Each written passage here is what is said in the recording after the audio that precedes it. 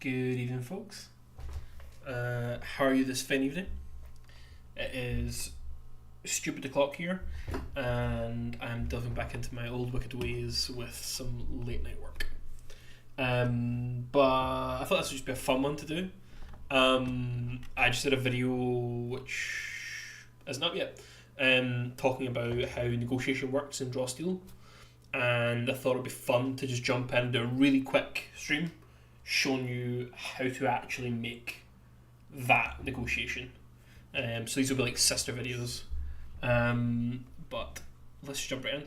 Negotiation with an ancient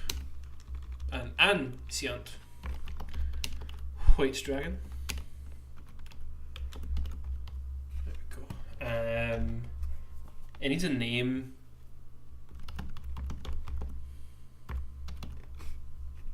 Not a great name.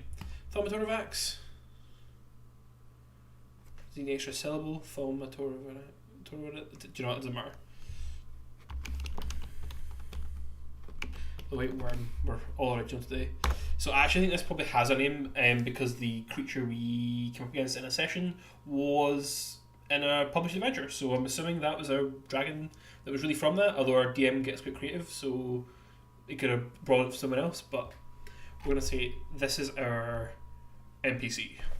And in this context, we are saying that the players, we know what the players want. The players want to find out where this Duergar mining camp is, and they have come across this ancient white dragon and they're going to ask it for knowledge, as you do. So I'm just going to grab the rules real quick, and let's see. I should have definitely been prepared enough to have these already. Yes, collapse all bookmarks. And we'll jump straight into negotiation. So if I'm planning a negotiation, there's one thing that I am going to keep adding as like a subheader to anything like this.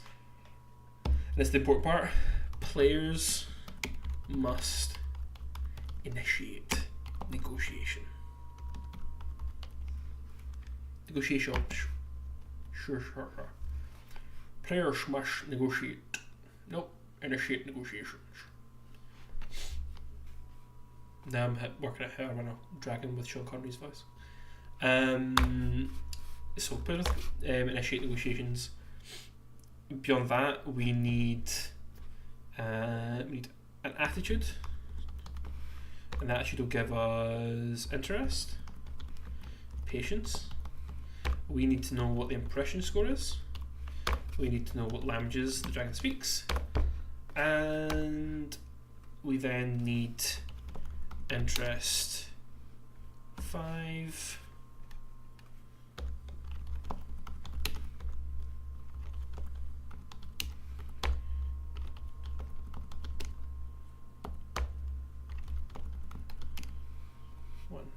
So that's no and no but. I need interest 0. Here we go. No and no but. Yes but, yes and. We also need motivations and pitfalls. Dead easy. Start with the easiest bit. What is the not interest, the impression, because there's a nice handy chart which tells us what kind of impressions are required for different creatures. So renown and negotiation. So here we have. Do we have a dragon as an example anywhere? So do we think an ancient dragon? I think an ancient dragon is harder to impress than a duke or a spy master. Less difficult to impress than an archdevil, archfey, or a demigod, but about on par with a demon lord or a prince. See, demon lord or a monarch don't feel like the same level of like impression to me, but I feel like somewhere between a demon lord and a monarch you would find an ancient white dragon. So I'm going to go with an impression score of 10. I have not played enough Draw Steel to know whether that's something you'll be able to attain harder or easily throughout a campaign. I don't think anyone is experienced enough to know that, but 10 seems like the right score for this. I think that's a trade-off, because when it works, it's a really big benefit to have or to be able to make an impression. So when it doesn't work, it doesn't work. So the impression score just means that if the player's renown, I think, meets it, so yeah, so like a level thing. So I think each white dragon's like 20, but this is a different game, so patent that. During negotiation, the MC has an impression score that determines the amount of renown needed to influence them, so equaling it. The score only matters if the MC knows of the heroes. A dragon who's slumbered away the last 100 years and has just woken up to negotiate can't be influenced by a hero's renown. 10. What languages will the dragon speak? Well, up here in the edge of the world, it's going to speak Draconic. I'm going to use the 5e variants here because this was a 5e example. It will speak Common, but Common doesn't really matter for these. Let's call it Kalian. I'm sure there's a Draconic in Drosteel. It doesn't like Dwarvish, but it would probably speak Dwarven. But I think in this case, the reason we want languages to matter is because we want the dragon to be impressed by the fact you speak it. So it will probably speak loads of languages, but it's not going to be so impressed if you speak to it in Dwarvish, because you're just kind of getting lucky that it knows Dwarvish. So let's see if there's a little bit more on the language.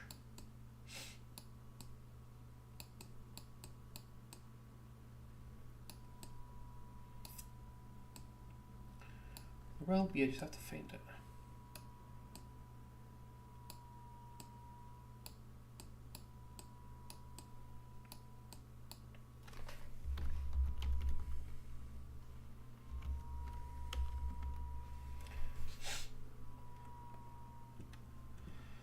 Right there. If at least one hero negotiate with an NPC speaks the NPC's native language, not including Kalian, then the NPC's patience increases by 1 at the start of the negotiation. So native language would probably suggest to me it has to be Draconic. So we'll say Draconic. So that answers that. If 3 of them speak Draconic, then the patience goes up by an additional, so by 2 rather than 1. Now, interest and patience start with the attitude. For our example, so I should paint the picture a bit more. We were going through this wintry valley and we saw this huge white dragon, or gargantuan white dragon, across the water eating a polar bear. And so I thought it'd be a good idea to speak to it and roll on from there. So this huge white dragon comes over, and we notice a couple of things about it. One, it was eating a polar bear, so it interrupted its dinner. And 2, we have got the attention of what is canonically an evil creature. So those don't speak greatly to its patience. But if we have a look at the options for starting attitudes, neutral. It doesn't feel one way or the other. Would probably rather be someone else but doesn't want to be rude. Or suspicious, doubts the hero's motives but is willing to listen. It's suspicious, I think. I think that's fair. I think I've started most negotiations as suspicious.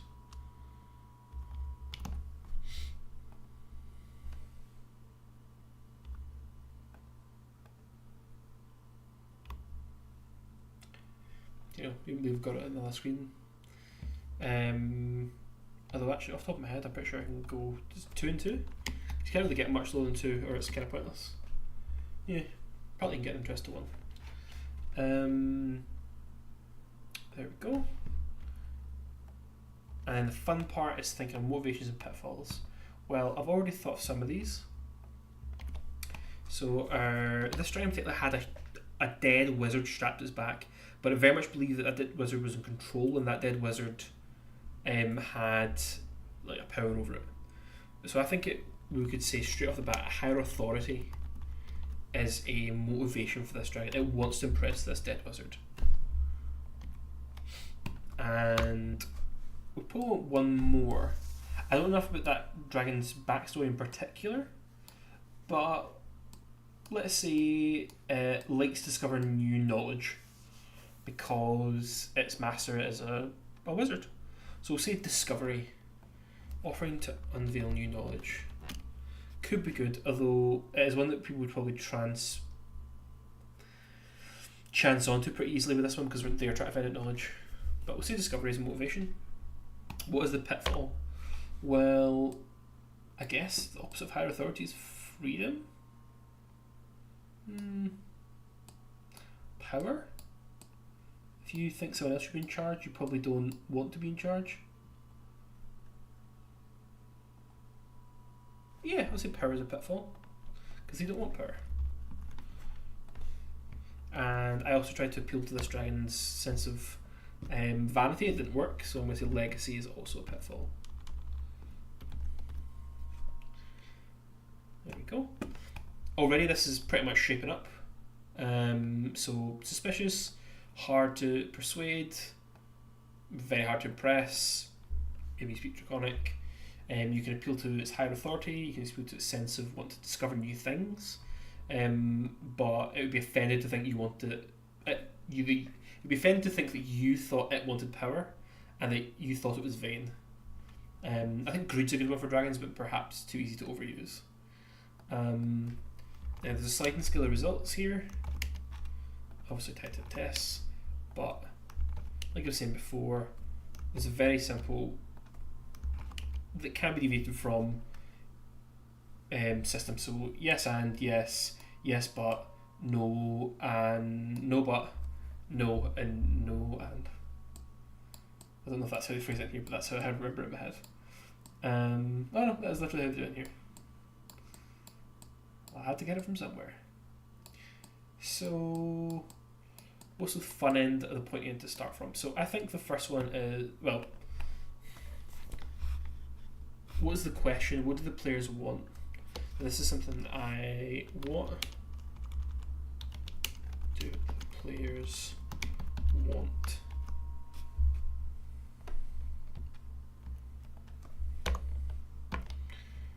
They want to find the Dwergar camp.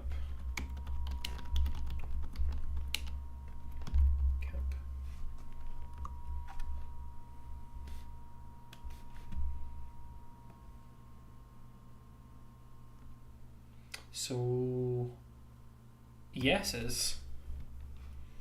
Well, how do they phrase it? Let's see. Look at the example here. It's something I quite often do when I'm planning or prepping things. Is I make sure I know what I look at actual examples of things like negotiations. So let's see here. Fall Black Bottom. This negotiation with some Hawklords. How do they lay it out? They don't lay out a quote, which is what I'm too often as a writer tempted to do. I want to give a flashy quote. I think possibly some people have a problem with box text. It's because it's trying to like show off when you should just be getting some information across. So no and, it's the dragon attacks the heroes. That's no and. The dragon, no, sorry, regular no is the dragon declines to answer and maybe embarrasses or leaves.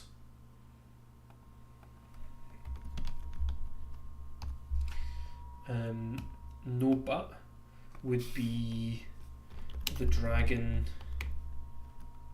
declines to answer but suggests the local town might have answers.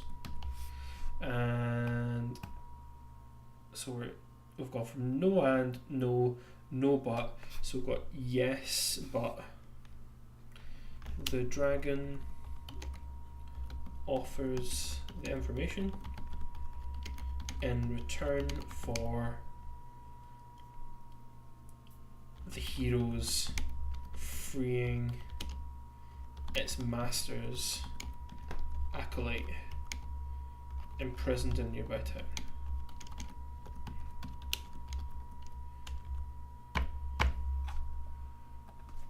The dragon offers information.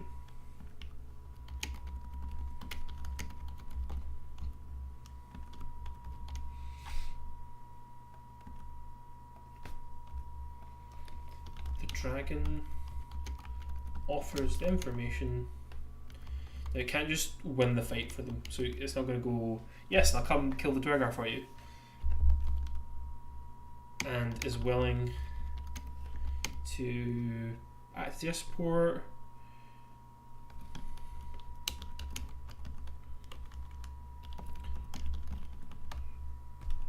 There we go.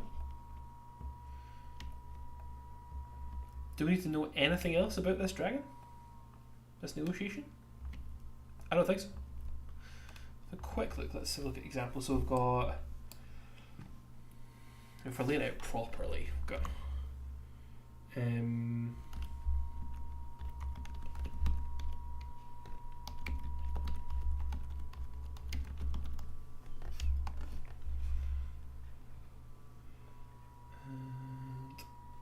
I like to, so it's something I like to use. It's not necessarily used in the parlance of the layout, but I like to have languages in the attitude.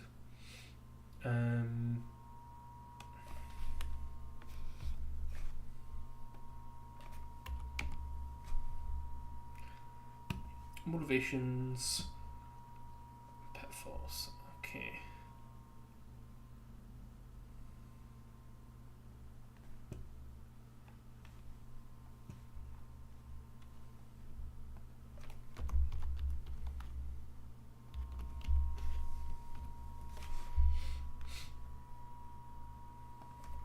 Got the search in.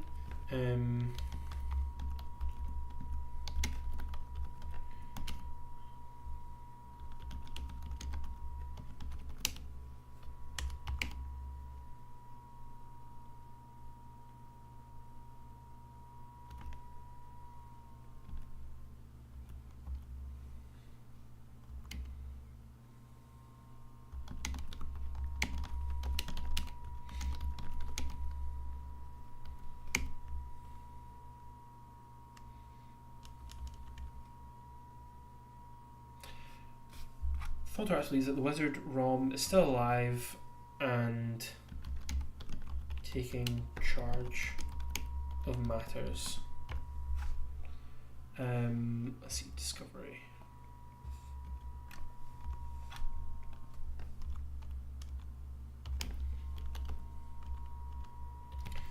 Thaumaturx. First bonded with Rom over mutual love of knowledge. Isn't actually 5e. You don't have to look at the intelligence stat of the white dragons.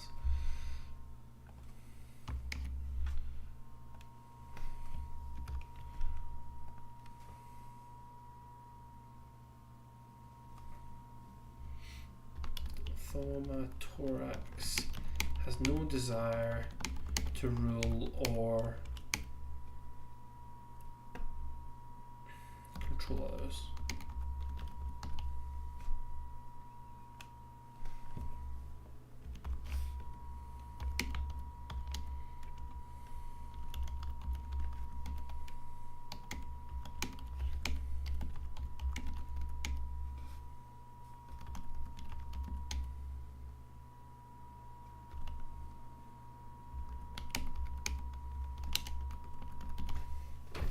And that's it. That's literally a whole entire negotiation. You have this prepped, or you throw this together in what, minutes? In 20 minutes? Maybe not mid-session, but like it's not hard to do. You can do it as you go along. You throw this together, and your players they're after something because they're initiating this negotiation. They want to learn from the dragon where the Dwergar camp is. They present their arguments. They structure them. They roll for them, and you're just using this little framework to say, oh, no, that's actually a pitfall, or oh, well done, you hit motivation. And you've got your answers there as your outcomes. Super easy. Having run several of these now, again, that key thing is players must initiate it, but we did a couple and they were just fun because players want this is something that I've found my players in 5e for years wanting. They want to be able to stop a combat and start a negotiation, and they want to be able to talk it out, because sometimes they go into a room and they're like, oh, whatever we say that ends in a fight, so we might as well just fight. This gives them a whole new layer, and it's pretty awesome.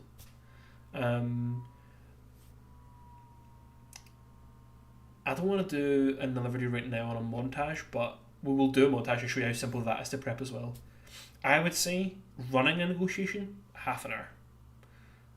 Prepping it, less than half an hour. So that's pretty good bang for buck. Well, I suppose not. You spend an hour prepping D&D that will last 6 hours, but you get my point. Like, it's worth doing if you think that's something your players will engage with and you think it's something you find fun. I think it's great getting inside the head of a white dragon, try to figure out what's important to them. But yeah, that's it. If you have any questions about negotiations, drop them in the chat, or drop by the MCDM Discord.